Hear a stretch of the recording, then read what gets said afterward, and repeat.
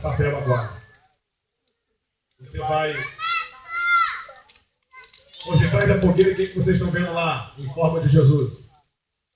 Tem um lá que está representando Jesus. O que vocês vão fazer? Vocês vão passar do lado, fogueira, do lado de cá, e vai ficar pedindo aos pés de Jesus. E depois vocês vão ver o que Jesus vai fazer. Pode ir lá e colocar aos pés de Jesus toda essa mazela aí, todos esses pecados, tudo que não provém. Joga aos pés dele.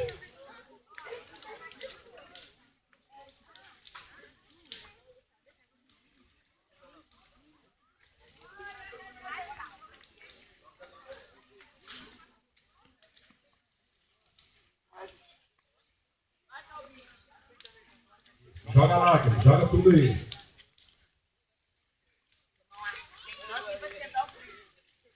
Jogou, volta para a sua posição aqui embaixo. Coloca tudo aos pés de Jesus.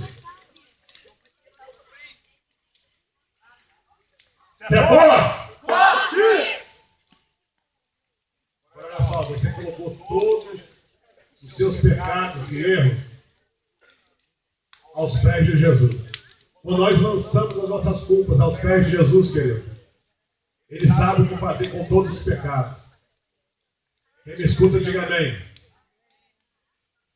Olha só o que Jesus vai fazer agora com aquilo que você escreveu.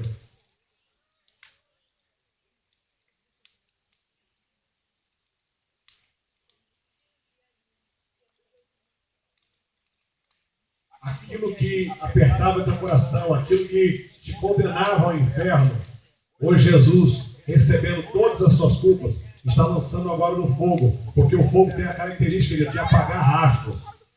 O fogo tem a característica de não deixar pistas e vestidos. Por isso que a Bíblia diz que o fogo arderá continuamente sobre o altar. Pode aplaudir a Jesus? Você pode dizer glória a Deus? Aplauda ao Senhor.